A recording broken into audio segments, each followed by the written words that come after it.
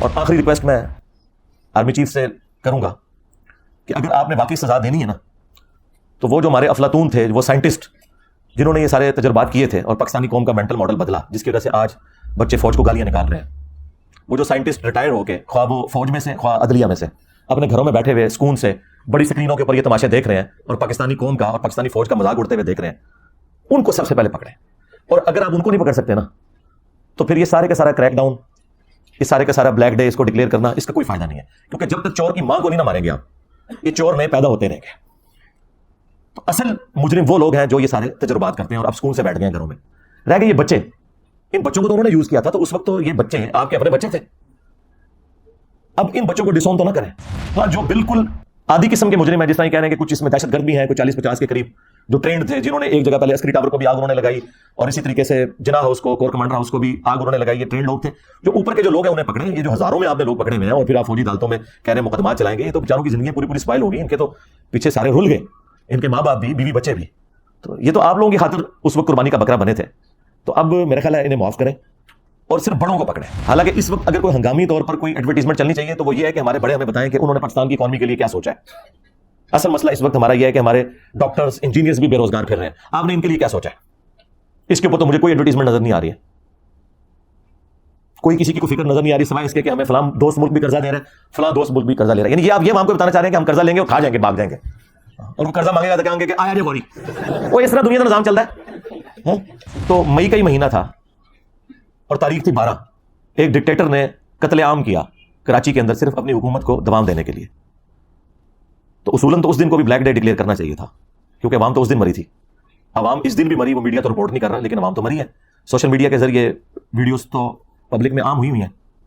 تو اس طرح اگر بلیک ڈیز ہم گننا شروع کریں تو پاکستان کی ہسٹری بلیک ڈیز کے ساتھ بھری پڑی ہے. میرے نزدیک تو 12 اکتوبر 1999 بھی پاکستان کے لیے ایک بلیک ڈے تھا، جب ایک الیکٹڈ پرائم منسٹر کو اس طریقے سے بدماشی سے ہٹا کے، آپ علمی اختلاف تو کسی سے بھی کر سکتے ہیں، لیکن ایک الیکٹڈ گورنمنٹ کو اس طریقے سے ہٹانا اور اس کے بعد پھر ایک ڈکٹیٹر کا مسلط ہونا، وہ بھی بلیک ڈے تھا. بھٹو کو جس دن پھانسی دی گئی وہ پاکستان کے لیے وہی بلیک ڈے تھا. پاکستان کی ہسٹری کیا، پوری اسلامک ہسٹری میں جب بھی ہمارے بڑوں نے، خواہ وہ مذہبی پیشوا ہوں یا پولیٹیکل لیڈرز ہوں، کوئی بھی امت کے ساتھ کام ڈالا ہے نا، پوری نیک نیتی کے ساتھ ڈالا ہے. ہم ان کو بدگمانی نہیں ان کے بارے میں کرتے. یعنی اگر انہوں نے امت کے عقائد خراب کیے ہیں تو اپنے زوم میں نیک نیتی کے ساتھ ہی خراب کیا ہے، لیکن الٹیمیٹلی انجام امت کا جو ہے وہ آپ کے سامنے ہے. باقاعدہ ایک ایجنڈا لانچ کیا گیا کہ آپ نے سارے پولیٹیکل لیڈرز کو چور، ڈاکو، غدار وطن اور اس طرح یہ ساری کی ساری گالیاں نکالنی ہیں. لیکن جو لوگ یہ کروا رہے تھے وہ یہ بھول گئے کہ کل کو ان کا وقت بھی آ جائے گا، کیونکہ دنیا تو مکافات عمل ہے. جب آپ کسی کے ساتھ ایسا کرتے ہیں تو پلٹ کے آپ کے اوپر بھی وار آ جاتا ہے. اور وہ آج کل ہم عمران خان صاحب کی شکل میں دیکھ رہے ہیں، اور جس کی تکلیف نہ صرف فوج کو کاٹنی پڑ رہی ہے بلکہ پوری پاکستانی عوام کو بھی کاٹنی پڑ رہی ہے. خان صاحب کو ہم بڑے عرصے سے کہہ رہے تھے کہ آپ کے اندر جو انا ہے، تکبر ہے اور اتنا غصہ بھرا ہوا ہے اپنے مخالفین کے بارے میں کہ آپ کہہ رہے ہیں میں کسی کے ساتھ بیٹھنے کے لیے تیار نہیں ہوں. حالانکہ آپ پولیٹیکل لیڈر ہیں. پالیٹکس تو نام ہی مل بیٹھ کر معاملات کو لے کے چلنے کا. تو اس وقت جب اپوزیشن لیڈر شہباز شریف صاحب تھے، انہوں نے بھی بارہا کہا کہ ہم مل بیٹھ کر کوئی چارٹر آف اکانومی یا چارٹر آف ڈیموکریسی لکھ لیتے ہیں. لیکن خان صاحب کہتے تھے میں چوروں کے ساتھ نہیں بیٹھوں گا. اور وہ اس لیے کہتے تھے کہ انہیں اس وقت اسٹیبلشمنٹ کی بیک حاصل تھی، اور اس وقت اسٹیبلشمنٹ کی پالیسی بھی یہی تھی کہ اپنے مخالفین کو آپ نے ملیا میٹ کرنا ہے. جن مخالفین کے ساتھ اب دوبارہ سے دوستی ہو گئی ہے، یہ دوستی اس بات کا ثبوت ہے کہ جن کے ساتھ دوستی ہو رہی ہے انہیں بھی سبق سیکھنا چاہیے کہ کل کو اگر کوئی اور مسئلہ کھڑا ہوا نا تو انہوں نے دوبارہ سے خان صاحب کے ساتھ دوستی کر لینی ہے اور آپ کو انہوں نے جیلوں میں ڈال دینا ہے. اور یہ ایک سرکل چلتا رہے گا. لہٰذا بہتر یہ ہے کہ سارے مل بیٹھ کے اب خان صاحب کی جو کمر ہے وہ کافی حد تک ٹوٹی ہے اور ان کا وہ سریا نکلا ہے، اور وہ یہ کہہ رہے ہیں کہ میں بیٹھ کے بات کرنے کے لیے تیار ہوں، مجھ سے کوئی بات ہی نہیں کر رہا. پہلے تو وہ کہتے تھے میں صرف فوج کے ساتھ بات کروں گا، لیکن اب وہ پولیٹیکل لیڈرز کے ساتھ بھی بیٹھنے کے لیے تیار ہے. تو میرا خیال ہے اتنے عرصے کی محنت رنگ لائی ہے تو اب ان کے ساتھ بیٹھیں اور معاملات کو سکون سے حل کریں. اور میں پاکستان کی جو فوج ہے اس کو بھی ریکویسٹ کروں گا، آرمی چیف سے بھی، کہ معاملات کو پازیٹیولی لے کر چلیں. صرف جو سرگنا بڑے انہیں سزائیں دیں. جو چھوٹے بچے ہیں، کوئی مور چوری کر کے نکلا ہے، وہ آپ کہہ رہے ہیں میں تو اس کو ریسکیو کرنے کے لیے نکلا تھا. ٹھیک ہے نا؟ بس اتنا سارا ہی ہوتا ہے جی انقلاب. یہ بڑا مشکل کام ہے. پھانسی کے پھندے کو چوم لوں گا. ٹھیک ہے نا؟ میں آپ کو بتاؤں یہاں پہ جو 3 دفعہ مجھ پہ مرڈر اٹیمپٹ کر کے گئے نا، کسی نے بھی پھندا نہیں چوما. دوسرے دن ہی سے جرم سے انکار کر دیا. تینوں مرڈر اٹیمپٹس کی ویڈیوز ریکارڈ ہیں جو کہ سی سی ٹی وی کیمرے لگے ہوتے ہیں ہمارے. اس کے باوجود ضمانت کے لیے اپلائی کیا، اور ضمانت کے لیے پہلی شرط یہ ہوتی ہے کہ آپ وہاں لکھتے ہیں کہ میں نے جرم کیا نہیں، میں تو موجود ہی نہیں تھا. تو 2 منٹ پہلے جو بندہ کہہ رہا ہے میں پھندا چوم لوں گا تو اس کو چاہیے چوم لے. اور یہ سارے کرتے رہے. ممتاز قادری نے بھی رحم کی اپیل کی تھی. اور سب سے بڑی بات جو آپ کو بتاؤں، جس کے اوپر پورا معاملہ انہوں نے کھڑا کیا ہوا ہے، غازی علم الدین، اس نے بھی صحت جرم سے انکار کیا تھا. وہ ڈاکومنٹس ابھی بھی موجود ہیں ہماری عدالتوں کے اندر. ایک ایک سوال اس سے پوچھا جج نے, تم نے یہ چھری خریدی تھی؟ اس نے کہا نہیں. تو فلاں جگہ موجود ہے؟ نہیں. تم نے اس کو مارا؟ نہیں. ہر ایک کے آگے نو لکھا ہوا ہے, اور آپ کو بتاتے ہیں کہ یہ پھندا چوم لوں گا. جس طرح دین کے نام کے اوپر آپ کو دھوکہ دیا, انہوں نے بزرگوں کی تعلیمات دی قرآن و سنت کو چھوڑ کے, اس طرح یہ جو ہیرو بھی اکثر کھڑے کیے ہوئے ہیں نا آپ کے, یہ بھی وہی کچھ ہی ہیں, الا ماشاء اللہ کوئی بندہ ہو تو. الحمدللہ رب العالمین والصلاة والسلام علی سید الانبیاء والمرسلین وعلی آلہ واصحابہ اجمعین الی یوم الدین. الحمدللہ آج 21 مئی 2023 کو سنڈے کے دن ہمارا یہ پبلک سیشن نمبر 95 منعقد ہونے جا رہا ہے. آپ کے یہ سوالات ریئل ٹائم پرچیوں کی شکل میں میرے پاس آ چکے ہیں, انشاءاللہ ان کو بھی ڈسکس کرتے ہیں. پہلے 2-4 باتیں میں اس وقت جو ملک کے حالات چل رہے ہیں اس پہ عرض کر دوں. آپ کو پتہ ہے کچھ عرصے سے پاکستان کی جو پولیٹیکل سچویشن ہے یہ کافی زیادہ خراب ہو چکی ہوئی ہے, اور ظاہر ہے کہ اس کا ایفیکٹ پاکستان کی عوام پہ بھی پڑتا ہے. اور سب سے بڑھ کر یہ کہ ہمارے پولیٹیکل لیڈرز مذہب کی آڑ لے کر اپنے پولیٹیکل گینز کی خاطر عوام کو کسی خاص ٹریک کے اوپر چڑھا دیتے ہیں. اس کا نقصان پھر مجھے اٹھانا پڑتا ہے. ظاہر ہے جب کوئی مذہبی ٹچ دے گا اپنی ویڈیوز کے اندر, مذہب کو ٹول کے طور پر استعمال کرے گا, تو پھر مذہبی پلیٹ فارم کی ذمہ داری ہے کہ وہ سچائی کی بات لوگوں کو بتائے, اس کے بغیر گزارا نہیں ہے. اور یہ جو مذہبی ٹچ والا ایشو ہے یہ شروع سے ہی ہے.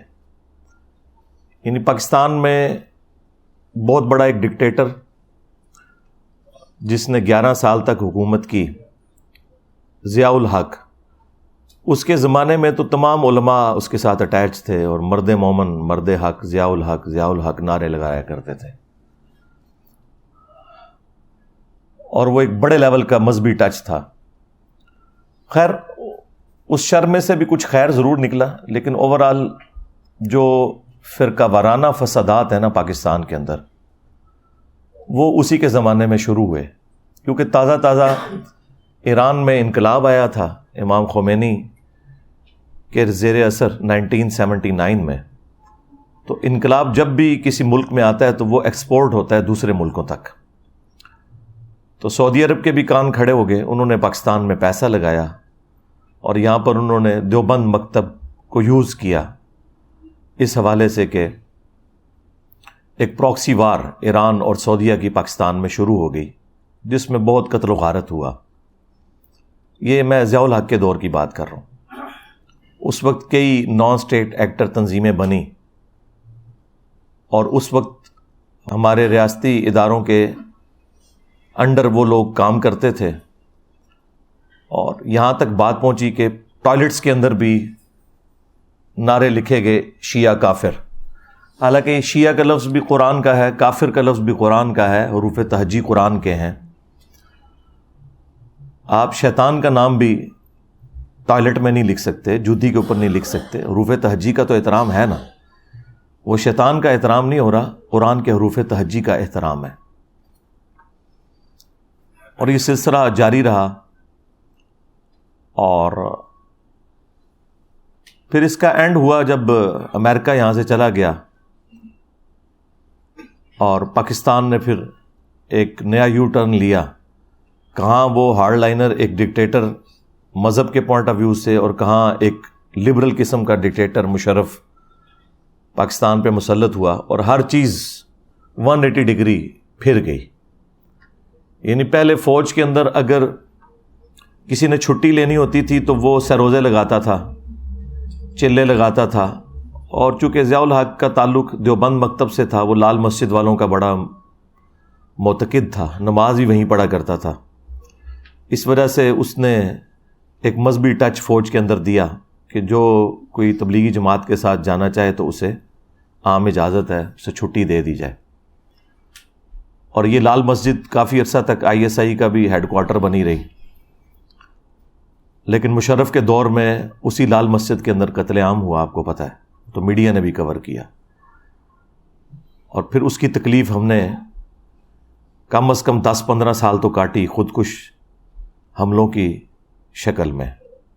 یہ پوری وہ ہسٹری ہے جو میں آپ کو بتا رہا ہوں پاکستان کی.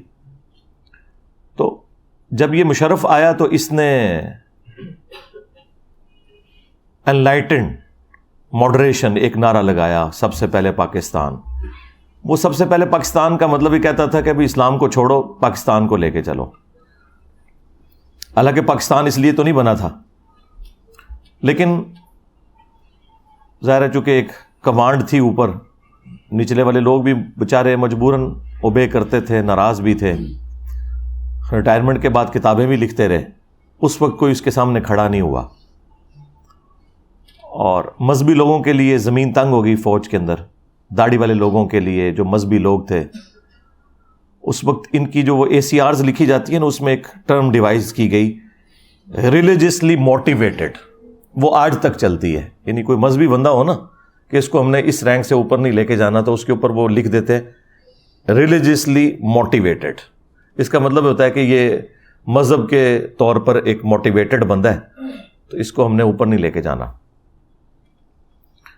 تو اس طرح کے سارے معاملات شروع ہوئے، اور اس کا انجام جو ہے وہ آپ کے سامنے ہے. کیا ہوا؟ اس سے جان چھوٹی. پھر یہاں پہ ایک ڈیموکریٹک گورنمنٹ آ گئی اور وہ ساری زرداری صاحب کے ہاتھ میں تھی. ان کا ٹینیور پورا ہوا، پھر نواز شریف صاحب آئے، اور پھر نواز شریف صاحب کے دور میں نئے تجربات شروع ہو گئے. عمران خان صاحب کو لانچ کیا ہماری اسٹیبلشمنٹ نے، بڑی نیک نیتی کے ساتھ کیا. پاکستان کی ہسٹری کیا، پوری اسلامک ہسٹری میں جب بھی ہمارے بڑوں نے، خواہ وہ مذہبی پیشوا ہوں یا پولیٹیکل لیڈرز ہوں، کوئی بھی امت کے ساتھ کام ڈالا ہے نا، پوری نیک نیتی کے ساتھ ڈالا ہے. ہم ان کو بدگمانی نہیں ان کے بارے میں کرتے.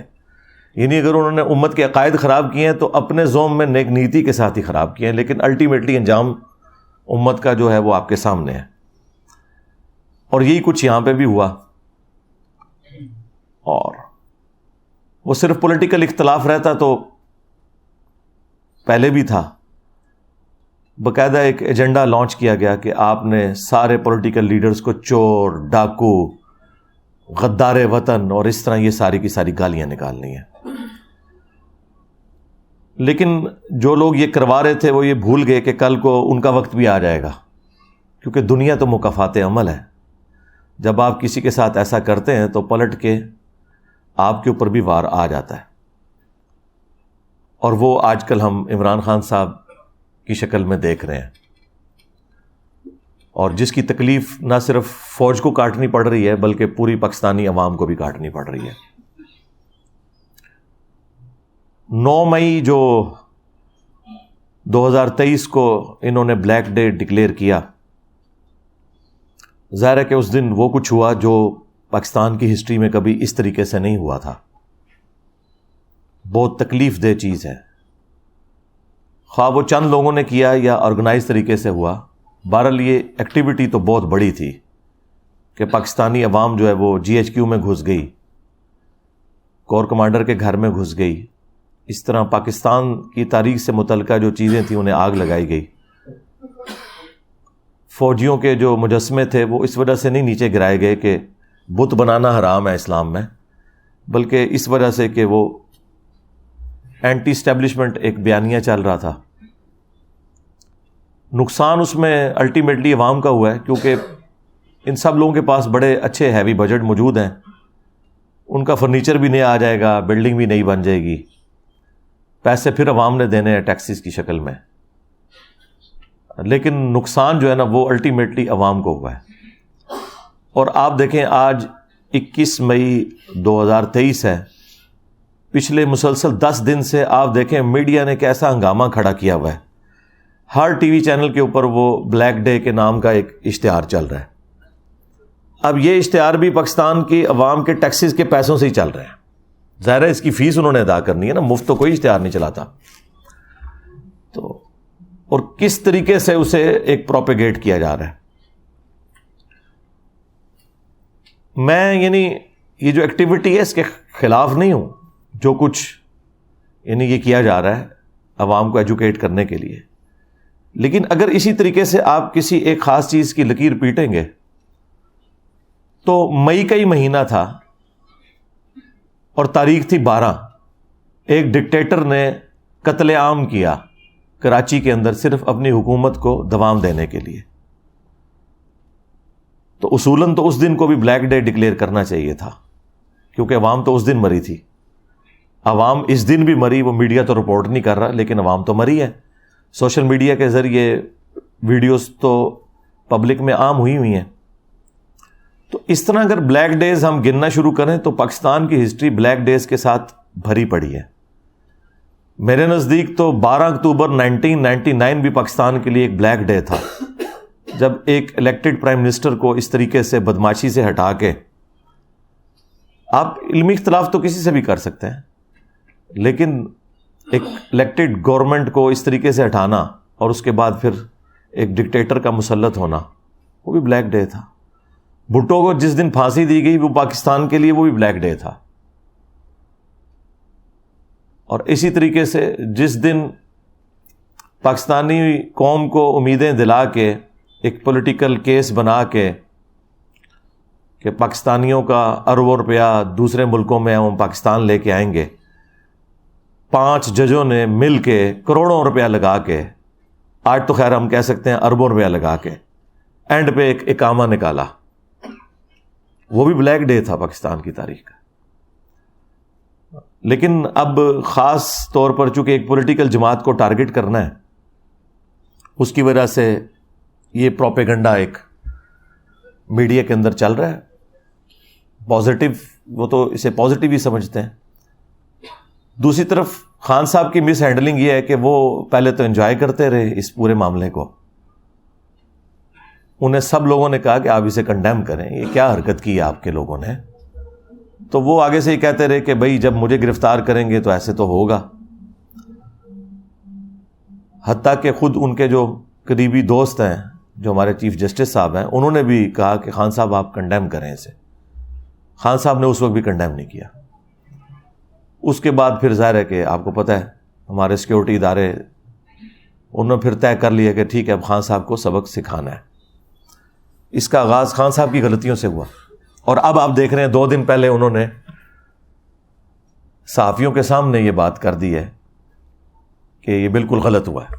یہ اس وقت کر دیتے نا تو یہ اتنا بڑے لیول کا کریک ڈاؤن نہ ہوتا، لیکن اب میں اسے یہ بھی نہیں کہہ سکتا کہ دیر آئے درست آئے، یہ بہت دیر سے آ گئے، تو چلیں شکر ہے فی الوقت ان کی طرف سے یہ سٹیٹمنٹ آنا بھی کم از کم تھوڑا مرہم تو ہے ہم جیسے لوگوں کے لیے جو کہہ رہے تھے کہ یار ایک پولیٹیکل لیڈر کو تو یہ زیب نہیں دیتا کہ وہ اس طرح کی ایکٹیویٹیز کو سپورٹ کرے، اس کا کام ہے کہ وہ اعلانیہ آ کے اسے کنڈیم کرے کہ یہ کام غلط ہوا ہے۔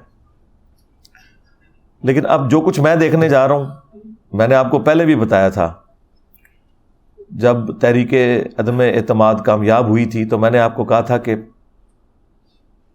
اب جب الیکشن ہوں گے تو خان صاحب تو دوبارہ نہیں آئیں گے، کیونکہ جب ہٹانے والے ہٹاتے ہیں تو پھر وہ اس دفعہ تو اسے نہیں لے کے آتے۔ تو اس وقت لوگ کہہ رہے تھے کہ جناب آپ کو سمجھ نہیں ہے، میرے خیال وقت کے ساتھ آپ کو سمجھ آتی جا رہی ہوگی۔ اس وقت دیکھیں خان صاحب کا گراف انہوں نے آسمان سے زمین پہ گرا دیا ہے، اور اس میں سب سے زیادہ قصور خود ان کا ہے، خان صاحب کا، جو کچھ پچھلے 2 ہفتوں کے اندر ہوا اور پچھلے 1 سال کے اندر جو کچھ ہو رہا ہے، 2 ہفتوں میں تو ذرا زیادہ ہو گیا۔ ہم اس وقت بھی ساتھ ساتھ سمجھا رہے تھے کہ آپ اتنے ایکسٹریم رویے اختیار نہ کریں ورنہ اس کا انجام برا ہوگا، اور وہ ہم نے دیکھا کہ اب بالکل ساری جماعتوں نے مل کے، سارے ریاستی ادارے مل کے ٹارگٹ کیے ہوئے ہیں کہ پی ٹی آئی کو اب کس طریقے سے ہم نے جو ہے وہ ختم کرنا ہے یا قابو میں لانا ہے۔ اور مجھے حیرانگی ان لوگوں کے اوپر ہو رہی ہے جو اس پورے سسٹم کے بینیفیشری ہیں اور اب ایک ایک کر کے آ کے میڈیا پہ آ کے کہہ رہے ہیں کہ جی آج سے میں پی ٹی آئی چھوڑنے کا اعلان کرتا ہوں۔ آپ ان لوگوں کی شکلیں دیکھیں، یہ لوگ آپ کو ساری پارٹیوں میں نظر آئیں گے اکا دکا کے سوا، تو اب ان کو کہیں اور ہڈی ملے گی یہ وہاں چلے جائیں گے۔ اور یہی بات جب ہم خان صاحب کو سمجھاتے تھے کہ آپ ان لوگوں کو نہ لیں اپنی جماعت میں تو انہیں سمجھ نہیں آتی تھی. میرے خلاف ان کو بڑے اچھے طریقے سے سمجھ آ گئی ہوگی. یہ سب مفاد پرست لوگ ہوتے ہیں. ان کو نہ پاکستانی عوام کے ساتھ کوئی ہمدردی ہے، نہ فوج کے ساتھ، نہ کسی پولیٹیکل جماعت کے ساتھ. ان کے اپنے مفادات ہوتے ہیں، جہاں سے ان کو مل جائے وہاں چلے جاتے ہیں. ان سے پوچھیں کہ اگر فوج کے خلاف بیانیے کی بات کی جائے تو خان صاحب کے صرف بیانات اب تو سخت نہیں آئے ہیں، وہ تو پچھلے 1 سال سے ہاتھ دھو کر فوج کے پیچھے پڑے ہوئے ہیں، جس میں سے میجورٹی باتیں تو درست تھی، لیکن کچھ باتیں انہوں نے بہت آگے جا کر ایک ریڈ لائن کو کراس کیا، جو میں ساتھ ساتھ ہائی لائٹ بھی کرتا تھا. تو اس وقت تو کسی کے اندر کوئی فوج کی محبت نہیں جاگی تھی، نہ کوئی پاکستانی عوام کی محبت جاگی تھی. یہ اچانک سے محبت جاگی ہے. وہ آپ کو پتہ چل جائے گا کچھ دنوں بعد، یہ آپ کو دوسری پارٹیوں میں ٹکٹ لے کے بیٹھے ہوئے نظر آئیں گے، اور ان پارٹیوں کو بھی خیال نہیں آئے گا کہ اس طرح کے فضلی بٹیروں کو ہم کیوں اکوموڈیٹ کر رہے ہیں. یہ دنیا مکافات عمل ہے. دیکھیں مشرف نے کہا تھا میں نے بے نظیر اور نواز شریف کی سیاست کو ہمیشہ کے لیے دفن کر دیا. تو کیا دفن ہو گئی تھی؟ اسی نواز شریف کو پاکستان کی عوام نے تیسری دفعہ وزیر اعظم منتخب کر لیا. اسی بے نظیر کی جماعت کو ایک اور حکومت ملی. تو اب بھی اگر کوئی سمجھتا ہے کہ اس طریقے سے خان صاحب کو ہٹا کے تو وہ کسی جماعت کو، پولیٹیکل جماعت کو ختم کر دیں گے، تو یہ نہیں ہے. تو میرا خیال ہے جماعتیں ختم کرنے کی بجائے سافٹ ویئر اپڈیٹ کرنے چاہیے پازیٹیو طریقے کے ساتھ. انہیں بتایا جائے کہ یار یہ چیز غلط ہے، یہ یوں ہے. خان صاحب کو ہم بڑے عرصے سے کہہ رہے تھے کہ آپ کے اندر جو انا ہے، تکبر ہے، اور اتنا غصہ بھرا ہوا ہے اپنے مخالفین کے بارے میں کہ آپ کہہ رہے ہیں میں کسی کے ساتھ بیٹھنے کے لیے تیار نہیں ہوں. حالانکہ آپ پولیٹیکل لیڈر ہیں. پالیٹکس تو نام ہی مل بیٹھ کر معاملات کو لے کے چلنے کا. تو اس وقت جب اپوزیشن لیڈر شہباز شریف صاحب تھے، انہوں نے بھی بارہا کہا کہ ہم مل بیٹھ کر کوئی چارٹر آف اکانومی یا چارٹر آف ڈیموکریسی لکھ لیتے ہیں. لیکن خان صاحب کہتے تھے میں ان چوروں کے ساتھ نہیں بیٹھوں گا. اور وہ اس لیے کہتے تھے کہ انہیں اس وقت اسٹیبلشمنٹ کی بیک حاصل تھی، اور اس وقت اسٹیبلشمنٹ کی پالیسی بھی یہی تھی کہ اپنے مخالفین کو آپ نے ملیا میٹ کرنا ہے. جن مخالفین کے ساتھ آپ دوبارہ سے دوستی ہو گئی ہے، یہ دوستی اس بات کا ثبوت ہے کہ جن کے ساتھ دوستی ہو رہی ہے انہیں بھی سبق سیکھنا چاہیے کہ کل کو اگر کوئی اور مسئلہ کھڑا ہوا نا تو انہوں نے دوبارہ سے خان صاحب کے ساتھ دوستی کر لینی ہے اور آپ کو انہوں نے جیلوں میں ڈال دینا ہے، اور یہ ایک سرکل چلتا رہے گا. لہذا بہتر یہ ہے کہ سارے مل بیٹھ کے، اب خان صاحب کی جو کمر ہے وہ کافی حد تک ٹوٹی ہے اور ان کا وہ سریا نکلا ہے، اور وہ یہ کہہ رہے ہیں کہ میں بیٹھ کے بات کرنے کے لیے تیار ہوں، مجھ سے کوئی بات ہی نہیں کر رہا. پہلے تو وہ کہتے تھے میں صرف فوج کے ساتھ بات کروں گا، لیکن اب وہ پولیٹیکل لیڈرز کے ساتھ بھی بیٹھنے کے لیے تیار ہیں. تو میرا خیال ہے اتنے عرصے کی محنت رنگ لائی ہے، تو اب ان کے ساتھ بیٹھیں اور معاملات کو سکون سے حل کریں. اور میرا خیال ہے اس وقت وہ جتنے ڈیفینسو موڈ میں ہیں نا، وہ اکتوبر میں الیکشنز پہ یہ تیار ہو جائیں گے. وہ تو اس پہ بھی اب خوش ہوں گے کہ اکتوبر میں ہی الیکشن مل جائے، کیونکہ مجھے تو نظر آ رہا ہے یہ اکتوبر سے بھی کوئی آگے کی کوئی گیم چلنے جا رہی ہے. تو اس پہ بھی وہ راضی ہو جائیں گے. اب تو ان کے اپنے جو پریزیڈنٹ ہیں عارف علوی صاحب، انہوں نے بھی باقاعدہ کہا کہ جی 9 مئی کو غلط ہوا، اور خان صاحب کو اس وقت جو ڈیٹ ملتی تھی وہ لے لینی چاہیے تھی، یہ معاملات اس طرح نہیں ہونے چاہیے تھے. تو اب ہر طرف سے آوازیں اٹھ رہی ہیں. یہ جو لوگ جماعتیں چھوڑ کے نکل جاتے ہیں، خواہ وہ 2017-18 میں نون لیگ کو چھوڑ کر گئے یا آج پی ٹی آئی کو چھوڑ کے جا رہے ہیں، میں ان سے صرف ایک سوال کروں گا، آپ جماعت کیوں چھوڑتے ہیں؟ آپ کہتے ہیں ہمارا اس جماعت کے اس معاملے میں یہ اختلاف ہے، تو یہ اختلاف تو اس جماعت کے اندر بھی رہتے ہوئے ہو سکتا ہے. جماعت چھوڑنے کا مطلب یہ ہے کہ آپ اپنے ذاتی مفادات کی وجہ سے کسی دوسری جگہ جا رہے ہیں، کیونکہ جہاں آپ جا رہے ہوتے ہیں نا، وہاں کون سے فرشتے بیٹھے ہوتے ہیں؟ وہاں پہ بھی وہی لوگ بیٹھے ہوتے ہیں. تو جماعت کسی کو نہیں چھوڑنی چاہیے، اور خصوصاً جب جماعت میں برا وقت ہو اس وقت تو وہ جماعت چھوڑنی نہیں چاہیے. پھر تو یقیناً آپ کو کسی نے ہڈی ڈالی ہے. ہاں جب اچھا وقت ہے اس وقت سارے لوگ فائدہ اٹھا رہے ہوتے ہیں، کیونکہ اس وقت بجٹ مل رہے ہوتے ہیں، ان کو پوسٹیں مل رہی ہوتی ہیں. ٹھیک ہے، یہ جو عامر کیانی صاحب ہیں، انہوں نے جو جو مہربانیاں کی ہیں پاکستانی قوم کے اوپر جب تک یہ وزیر ہیلتھ تھے، جی ہاں، ان کی جو کارستانیوں کی لسٹ ہے وہ پوری قوم کو پتہ ہے. آج معصوم سی شکل بنا کے یہ جماعت چھوڑ رہے ہیں، اس کو تو پڑھ کے جیل میں ڈالنا چاہیے. تو یہ بیسیکلی اپنا آپ بچا رہا ہے کہ یار میں جماعت چھوڑتا ہوں، اس کے بدلے میں جو میں نے چوریاں کی ہیں نا اس قوم کے ساتھ، اور اس میں خان صاحب بھی مجرم ہے کیونکہ ان کے انڈر تھا یہ، وہ چوریاں معاف کر دو میری. یہ میں باتیں اس لیے کر رہا ہوں تاکہ پی ٹی اے والوں کو بھی سمجھ آئے کہ جب ہم آپ کو کہتے تھے نا کہ یہ ان کے ساتھ بھی سارے چور کٹھے ہوئے ہیں، اس وقت آپ کو نہیں سمجھ آتی تھی یہ بات. پھر جہانگیر ترین صاحب جب چھوڑ گئے تو آپ نے کہا ہاں اب چور ہو گیا، یہ چھوڑ گیا. جب تک اندر تھا پھر بالکل ٹھیک تھا. فواد چودھری صاحب دیکھ لیں، جنہوں نے مسلسل عمران خان صاحب کو ٹیون کر کے اور یہ وہ بندہ ہے جو خود اسٹیبلشمنٹ کی گود میں رہے پوری زندگی، اور یہ وہ ڈیموکریٹک بیانیاں لانچ کر کے اینڈ پہ دیکھ لیں وہ کیا ہوا ہے. اب وہ یعنی وہ بیانات جس قسم کے دے رہا ہے، کچھ عرصے بعد شاید آپ کو یہ بھی خبر ملے کہ اس نے بھی پی ٹی آئی چھوڑ دی ہے. ویسے اس نے مورلی تو چھوڑ دی ہے جو کچھ اس نے بیان دیے ہیں. تو جب بھی کسی پہ برا وقت آتا ہے تو وہ خود بخود اس کے سارے وہ بیانیے، وہ سارے معاملات ختم ہو جاتے ہیں. یہ ساری باتیں میں اس لیے اپنے پلیٹ فارم سے کرتا ہوں کہ پاکستان میں سیاست اور مذہب اس طرح جڑی ہوئی ہے، اور خصوصاً ہماری جو ینگ جنریشن ہے نا، وہ تو خان صاحب کی وجہ سے پالیٹکس کے ساتھ اٹیچ ہوئی، اور خان صاحب نے جو مذہبی ٹچ دیا ہے اور جو مذہبی تڑکا لگایا ہے اپنی سیاست کو، اس کی وجہ سے ہمارے بھی جو ٹین ایجرز بچے ہیں نا، وہ بھی مطلب ایک مذہبی پیشوا کے طور پر پولیٹیکل لیڈرز کو دیکھنا شروع کر دیتے ہیں. یہ چیز بالکل نہیں ہونی چاہیے. ان کو پولیٹیکل لیڈرز کے طور پر دیکھیں اور انہیں کوئی مذہب کے پوائنٹ آف ویو سے آئیڈیل نہ آپ سمجھا کریں کہ یہ لوگ کوئی مذہبی پیشوا ہے، کوئی آپ کو کوئی ایسا حکمران ملنے والا ہے، اب یہ ہو جائے گا وہ ہو جائے گا. کچھ بھی نہیں ہوگا. اور میں پاکستان کی جو فوج ہے اس کو بھی ریکویسٹ کروں گا، آرمی چیف سے بھی، کہ معاملات کو پازیٹیولی لے کر چلیں. صرف جو سرغنہ ہیں بڑے انہیں سزائیں دیں. جو چھوٹے بچے ہیں، کوئی مور چوری کر کے نکلا ہے، وہ آپ کہہ رہے ہیں میں تو اس کو ریسکیو کرنے کے لیے نکلا تھا. ٹھیک ہے نا؟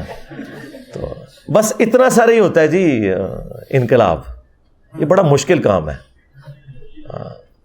پھانسی کے پھندے کو چوم لوں گا. ٹھیک ہے نا؟ میں آپ کو بتاؤں یہاں پہ جو 3 دفعہ مجھ پہ مرڈر اٹیمپٹ کر کے گئے ہیں نا، کسی نے بھی پھندا نہیں چوما. دوسرے دن ہی صحت جرم سے انکار کر دیا. تینوں مرڈر اٹیمپٹس کی ویڈیوز ریکارڈ ہیں جو کہ سی سی ٹی وی کیمرے لگے ہوتے ہیں ہمارے. اس کے باوجود ضمانت کے لیے اپلائی کیا، اور ضمانت کے لیے پہلی شرط یہ ہوتی ہے کہ آپ وہاں لکھتے ہیں کہ میں نے جرم کیے نہیں، میں ادھر موجود ہی نہیں تھا. تو 2 منٹ پہلے جو بندہ کہہ رہا ہے میں پھندا چوم لوں گا تو اس کو چاہیے چوم لے. اور یہ سارے کرتے رہے ہیں. ممتاز قادری نے بھی رحم کی اپیل کی تھی. اور سب سے بڑی بات جو آپ کو بتاؤں، جس کے اوپر پورا معاملہ انہوں نے کھڑا کیا ہوا ہے، غازی علم الدین، اس نے بھی صحت جرم سے انکار کیا تھا. وہ ڈاکومنٹس ابھی بھی موجود ہیں ہماری عدالتوں کے اندر. ایک سوال اس سے پوچھا جج نے، تم نے یہ چھری خریدی تھی؟ اس نے کہا نہیں. تم فلاں جگہ موجود تھے؟ نہیں. تم نے اس کو مارا؟ نہیں. ہر ایک کے آگے نو لکھا ہوا ہے. اور آپ کو بتاتے ہیں کہ جی وہ پھندا چوم لوں گا. جس طرح دین کے نام کے اوپر آپ کو دھوکہ دیا ہے انہوں نے، بزرگوں کی تعلیمات دی قرآن و سنت کو چھوڑ کے، اس طرح یہ جو ہیرو بھی اکثر کھڑے کیے ہوئے ہیں نا آپ کے، یہ بھی وہی کچھ ہی ہیں. اللہ ماشاء اللہ کوئی بندہ ہو تو.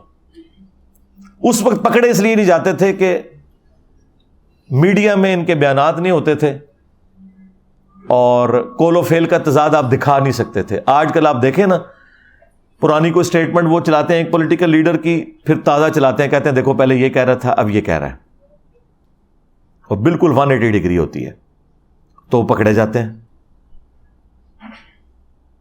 لیکن پرانے لوگ اس طرح پکڑے نہیں جاتے تھے.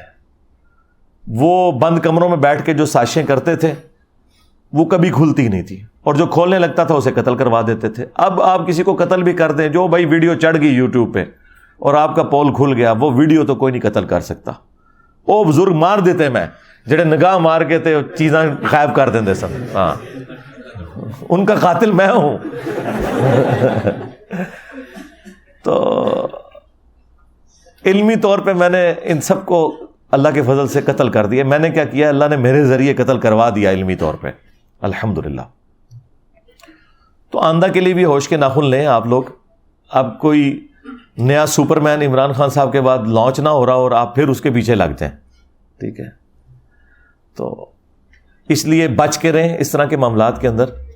پالیٹکس کو پالیٹکس رہنے دیں. اس کو جب مذہبی ٹچ لگتا ہے نا تو آپ سمجھ جائیں کہ یہ مذہبی ٹچ اس لیے ہو رہا ہے کہ آپ کو یوٹیلائز کیا جائے اپنے مقاصد کے لیے. بس صرف یہ ہوتا ہے.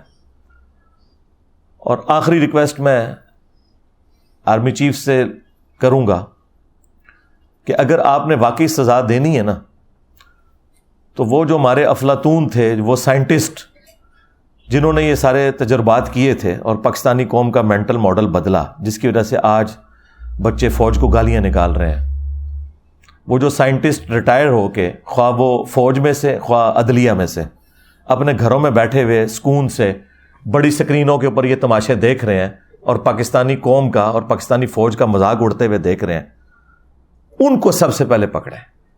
اور اگر آپ ان کو نہیں پکڑ سکتے نا تو پھر یہ سارے کا سارا کریک ڈاؤن, یہ سارے کا سارا بلیک ڈے اس کو ڈکلیئر کرنا, اس کا کوئی فائدہ نہیں ہے.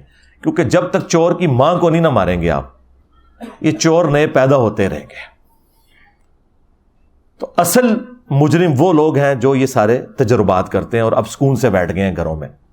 رہ گئے یہ بچے, ان بچوں کو تو انہوں نے یوز کیا تھا, تو اس وقت تو یہ بچے آپ کے اپنے بچے تھے. اب ان بچوں کو ڈسون تو نہ کریں, خود ان کو یہ راستہ دکھا کے. ہو سکتا ہے آج کی قیادت یہ کہ جی ہم اس سسٹم کا حصہ نہیں, وہ پرانی قیادت تھی. تو بھئی یہ بچے بھی پرانی قیادت نے بنائے ہوئے تھے. اگر آپ اس پرانی قیادت کو سزا نہیں دے سکتے تو ان بچوں سے بھی درگزر کریں. ہاں جو بالکل آدھی قسم کے مجرم ہیں, جس طرح یہ کہہ رہے ہیں کہ کچھ اس میں دہشت گرد بھی ہیں, کچھ 40-50 کے قریب جو ٹرینڈ تھے, جنہوں نے ایک جگہ پہلے عسکری ٹاور کو بھی آگ انہوں نے لگائی, اور اسی طریقے سے جناح ہاؤس کو, کور کمانڈر ہاؤس کو بھی آگ انہوں نے لگائی. یہ ٹرینڈ لوگ تھے.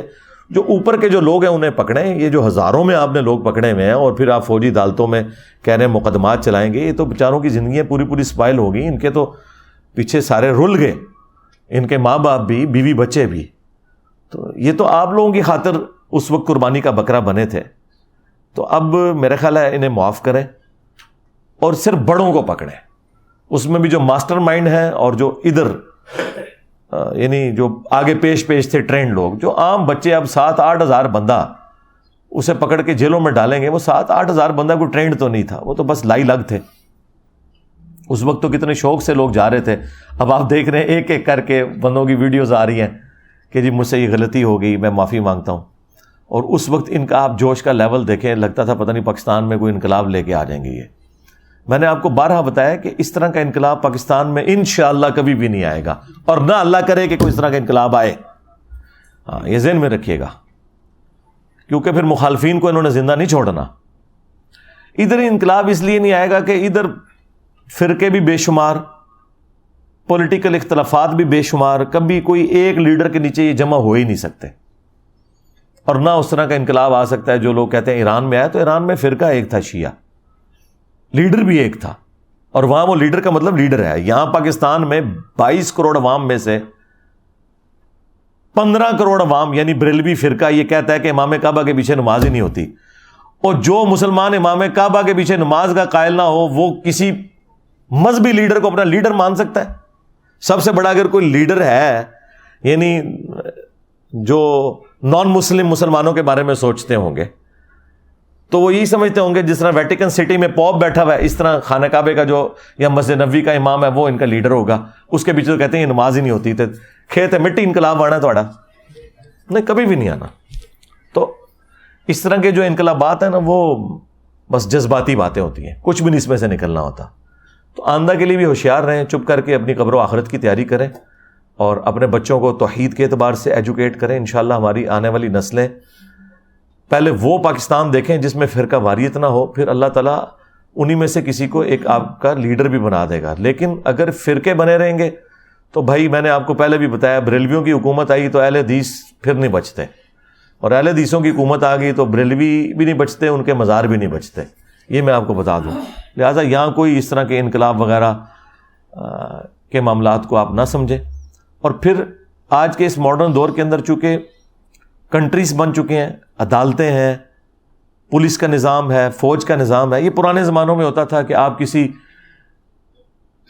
بادشاہت میں گھس جائیں اور پکڑ کے آپ گلا کاٹ دیں بادشاہ کا اور خود اس کی کرسی پہ بیٹھ جائیں, تو نیکسٹ بادشاہ آپ بن جاتے تھے، پوری کی پوری رعایا آپ کی ہو جاتی تھی، اس کے نیچے بھی جو فوج ہے وہ آپ کی ہو جاتی تھی یا وہ قتل ہو جاتی تھی۔ آج اگر آپ کسی وزیر اعظم کو اسیسینیٹ بھی کر دیں، اسی کی پارٹی سے دوسرا بندہ وزیر اعظم بن جائے گا، کیونکہ اسمبلیوں نے اپنے 5 سال پورے کرنے ہیں۔ اسے انشور کون کرے گا؟ جوڈیشری کرے گی، فوج کرے گی، کیونکہ وہ تو آئین کے ساتھ کھڑی ہوئی ہوگی۔ لہذا اب اس طرح کے انقلاب نہیں آ سکتے اس ماڈرن دور کے اندر، نہ آپ اس طرح کی کوئی آپ کو امید دلائے تو آپ یہ سمجھیں کہ ایسا کچھ ہو سکتا ہے، کچھ بھی نہیں ہو سکتا۔ یہ سب آپ کو کہانیاں کرواتے ہیں۔ ہوش کے ناخن لیں، اپنی فکر کریں، اپنے بال بچوں کی فکر کریں، دنیا کی بھی ان کی اور آخرت کی بھی فکر کریں۔ ملک کی اکانومی آپ کے سامنے ہے۔ میں اس پہ تو حیران ہوں کہ بلیک ڈے کے حوالے سے کتنی ایڈورٹیزمنٹ چل رہی ہے۔ یہ اسی طریقے کی ایک ایڈورٹیزمنٹ ہے جو وہ بابا ڈیم جو تھے ہمارے وہ چلایا کرتے تھے اور کہتے تھے میں ریٹائرمنٹ کے بعد ڈیم کے باہر خیمہ لگا لوں گا، تو وہ کبھی نکلے بھی نہیں دوبارہ، اور وہ بعد میں پتہ چلا کہ وہ چندہ جتنا انہوں نے اکٹھا کیا اس سے زیادہ کے اشتہارات چلوا دیے انہوں نے۔ ٹھیک ہے، تو اشتہارات کی بجائے نا پازیٹیولی کوئی معاملات کو لے کے چلیں، ورنہ یہ اس طریقے سے ڈیم فول آپ کو آپ کے بڑے بناتے رہیں گے۔ ہر آنے والا بڑا جو ہے نا وہ نئی کوئی ایک سٹوری آپ کو بیچتا ہے اور پاکستانی عوام اس کے پیچھے لگ جاتی ہے، اور اس طریقے سے معاملات۔ حالانکہ اس وقت اگر کوئی ہنگامی طور پر کوئی ایڈورٹیزمنٹ چلنی چاہیے تو وہ یہ ہے کہ ہمارے بڑے ہمیں بتائیں کہ انہوں نے پاکستان کی اکانومی کے لیے کیا سوچا ہے۔ اصل مسئلہ اس وقت ہمارا یہ ہے کہ ہمارے ڈاکٹرز، انجینئرز بھی بے روزگار پھر رہے ہیں، آپ نے ان کے لیے کیا سوچا ہے؟ اس کے اوپر تو مجھے کوئی ایڈورٹیزمنٹ نظر نہیں آ رہی ہے، کوئی کسی کی کوئی فکر نظر نہیں آ رہی سوائے اس کے کہ ہمیں فلاں دوست ملک بھی قرضہ دے رہا ہے، فلاں دوست ملک بھی قرضہ لے رہا ہے۔ یعنی یہ آپ یہ عوام کو بتانا چاہ رہے ہیں کہ ہم قرضہ لیں گے اور کھا جائیں گے، بھاگ جائیں گے، اور کوئی قرضہ مانگے گا تو کہیں گے کہ آیا جے غوری۔ وہ اس طرح دنیا کا نظام چل رہا ہے، ہاں آیا جے غوری۔ تو ہمیں بتائیں کہ اس وقت ملک کہاں پہ کھڑا ہے، کتنے لوگ بے روزگار ہیں، اتنے لوگوں کی روزگار کا آپ نے اتنے سالوں میں کیا بندوبست کیا ہوا ہے، ہماری بیسک نیڈز کس طرح پوری ہوں گی، اس کے اوپر ہمیں کوئی لائے عمل بتایا جائے۔ اور ٹوٹلی پچھلے 10 دن سے آپ دیکھ رہے ہیں کہ ایک ہی رونا رویا جا رہا ہے، اور یہ تو ایک وقتی مسئلہ حل ہو جائے گا۔ جو پرماننٹلی ہمارے ساتھ مسائل اٹیچ ہے نا، سب سے بڑا ہمارا اکانومی کا مسئلہ، اس کے بعد بیسک ایجوکیشن کا مسئلہ، اس کے بعد ہیلتھ کا ایشو ہمارا، سیکیورٹی ایشو تو بعد میں آئیں گے ہمارے۔ اصل تو مسئلہ یہ ہے کہ جب روٹی نہیں ہے پیٹ میں ڈالنے کو تو باقی سارے مسئلے کیسے بڑے ہو سکتے ہیں اس کے مقابلے میں۔ وہ تو سیاڑے تو کہتے ہیں روٹی جڑا وہ 6واں فرض ہے اسلام دا۔ ہاں ظاہر ہے جی، مفلسی تو کفر کے قریب ہے۔ تو ہم اینڈ پہ پاکستان کے لیے، پاکستان کی عوام کے لیے، پاکستان کے بڑوں کے لیے بالخصوص اور پورے عالم اسلام کے لیے بالعموم دعا کرتے ہیں کہ اللہ تعالیٰ ان سب کی مشکلات آسان فرمائے، اور جن جن بھلائیوں کا سوال رسول اللہ صلی اللہ علیہ وآلہ وسلم نے کیا تمام مسلمانوں کے حق میں ان بھلائیوں کو قبول فرمائے، اور جن جن چیزوں کے شر سے اللہ کے محبوب صلی اللہ علیہ وآلہ وسلم نے پناہ طلب کی ان تمام چیزوں کے اگینسٹ ہم سب کو پناہ عطا فرمائے۔ ربنا آتینا من لدنک رحمہ وہیئ لنا من امرنا رشدا۔ اللہم ربنا آتینا فی الدنیا حسنہ وفی الآخرۃ حسنۃ وقنا عذاب النار۔ اللہم احسن عاقبتنا فی الامور کلہا واجرنا من خزی الدنیا وعذاب الآخرہ۔ اللہم صلی علی محمد وعلی آل محمد واصحاب محمد وازواج محمد وامت محمد اجمعین الی یوم الدین، آمین۔